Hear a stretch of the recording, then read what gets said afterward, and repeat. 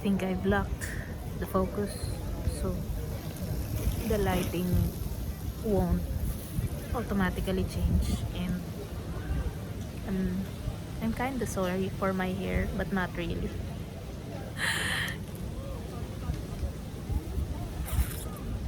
Did you? I think it's visible right now. The birthmark in my iris. You can actually see it when I do this. There. Can you see? I have a birthmark in my iris. At least that's what the doctor said. It's a birthmark. It's nothing serious, he said.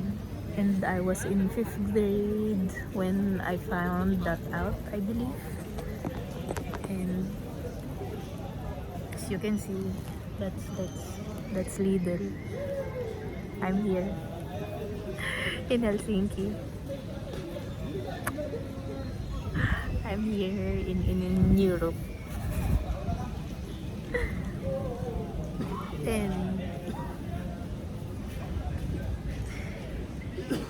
And I got some groceries. I have some groceries with me.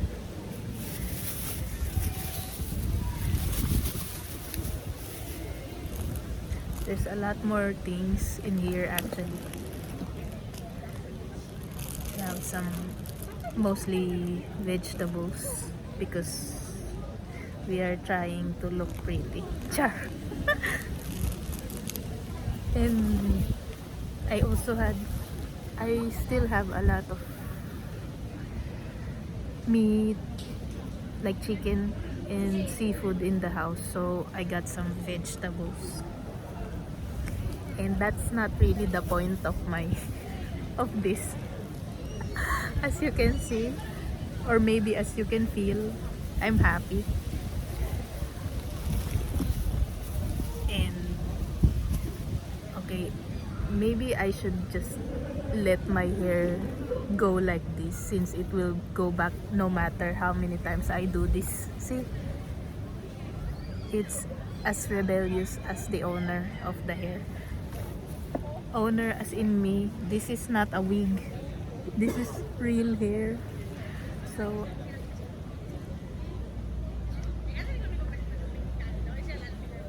yeah, I just got some groceries, and it's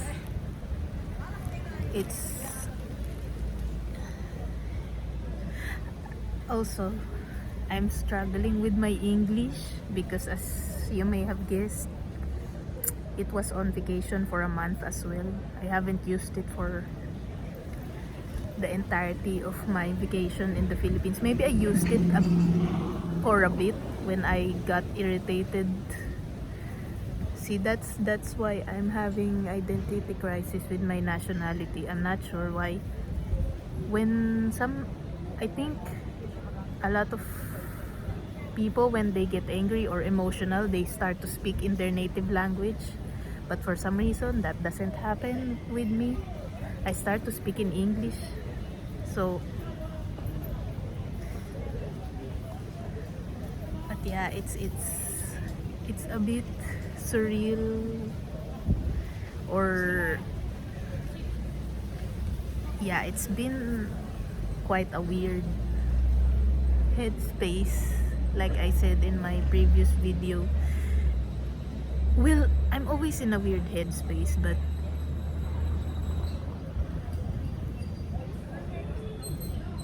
I think you know what I mean. What I'm trying to say is that I'm grocery shopping in Europe.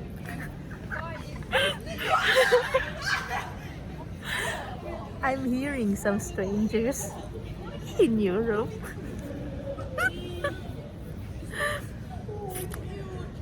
I am talking to myself in Europe.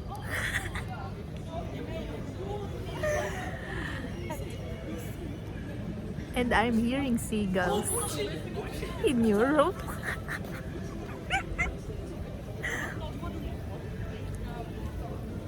I am sitting in a bench in Europe. my younger self would be. So I think this is the emotional state of my younger self. I'm not sure if I shared that to you already, how I I how my younger self sort of planned this entire me being in Europe. It's actually the plan of the kid Dominique to be in Europe, and I'm happy. I'm still the kid who had who got her dreams or made her dreams come true. That's a seagull flying. That's a paid actor. And it's just so refreshing how even if I have been here for not here but here in this continent for I think almost 7 years, I still can't get over the fact that I'm in Europe. And I feel so lucky. I feel so lucky, and at the same time I feel like I've created my own luck because I'm too stubborn and I didn't give up when I got rejected a few times before until I got here. That's like I was, I'm not sure if I told you also this, but I was rejected a few times before I actually got a yes, and that's when I arrived in the Netherlands. So yeah, I feel lucky, and at the same time I feel grateful for the way I am, that I just don't give up easily if I want something. And when this is another point, because I'm really happy. I can feel my heart sort of muscle. I can feel my entire heart muscle being a muscle, because normally, you know, you don't really feel, I'm not sure about you, but I don't really feel the heart muscle a lot of the times, and I do feel it a lot of the times as well when I'm emotional. What my English, it's like a carriage with the wheels falling off as it go towards its direction. uh, Thank you for understanding. And when yeah, it's so cool that I'm here in Europe. I'm stuttering here in Europe. like like the image of the war is just kind of injected itself in the head. Sometimes I feel guilty for being happy because I know that there are people dying somewhere in the world. But then at the same time, I have that bit where the voice in my head was like, well, they're dying and I can't do anything about it, but I can live for them, I can be happy for them, I can be twice as grateful to be alive for them. Maybe someday there is something that I could do to help, but for now that I'm saving my own self, I can just be, I can live for the other kids as well who don't get this kind of chance, instead of feeling guilty that I'm lucky or happy or having sunshine on my face, I think. And yeah, another thing that caused some kind of mixed emotion is that when I was planning of the when I was planning about being in Europe when I was a kid,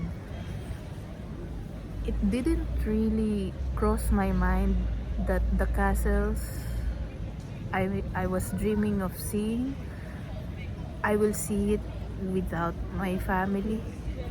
Like when I was planning all these things that, oh, one day I'll see the castles, I'll explore the castles, and I'll see blue eyes in real life. I guess I just thought that I just in some areas of my brain, it kind it's a given fact that I will be with my family, so I didn't really plan that big to because I just sort of assumed that they will be there as well, but that's not really the case. I saw the castles by myself, and also sometimes I feel whenever I see or whenever I make my dreams arrive in front of me, it's I always feel a lot of emotions. There's a cut in my, I'm not sure if you can see. There's a cut. Yeah, that's another thing that I wish had I known that my kid self will actually is actually planning for real, like it's gonna be real after more, yeah, I'm not sure how long ago that was, but that's more than 10 years ago. Had I known that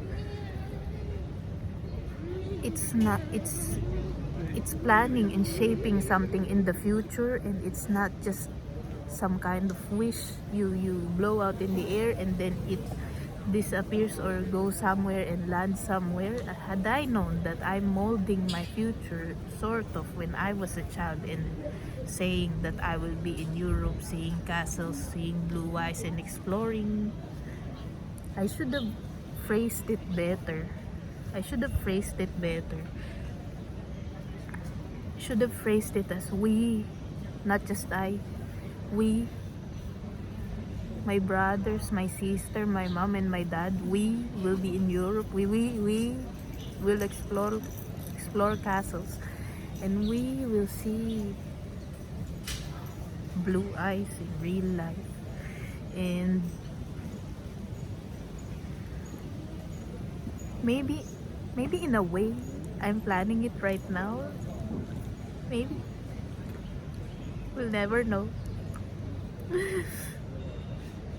Yeah, now, at least now that I'm older, I can phrase it better, be more specific.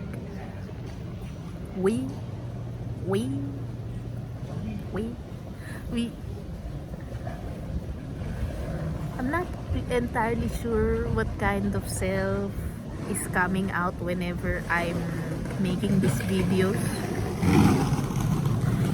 I just deal with it. Like, there's so many different aspects of myself that I can translate better when I'm doing this. And I guess that's the thing, because having some kind of freedom to be honest sort of gives you unlimited access of the corners of yourself you haven't explored. So I'm just as surprised by what kind of Dominic is gonna come out in this frame. But sometimes I do feel like I have a mold, sort of like cookie cutter, sort of, when I play it. But then once I get aware that, oh, I'm speaking in such a manner that doesn't feel honest or something, or honest to what I am at the moment, I sort of just, and I'm like this. As you can see, the sentences, they sometimes don't go, they sometimes don't have direction. Do you always have directions when you speak about something, or is it something that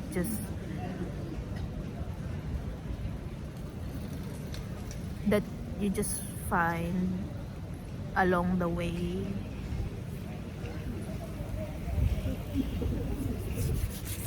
So I guess I have to go, but that's a question for you. I just noticed how blue the sky is. It's not like that in the Philippines. It's a different shade. So I guess I must go. I must go because there is butter inside the shopping bag, and I feel like it's gonna melt because I think I'm not sure how warm it is, but it's kinda warm. Kinda. Maybe it's 20 degrees or less. I'm not really sure, but I have to go since I have some butter. And as you know, like I say a lot of the times when I am ending these things, if I don't stop now, I will not stop. I will always have something to talk about. But thank you for listening as always.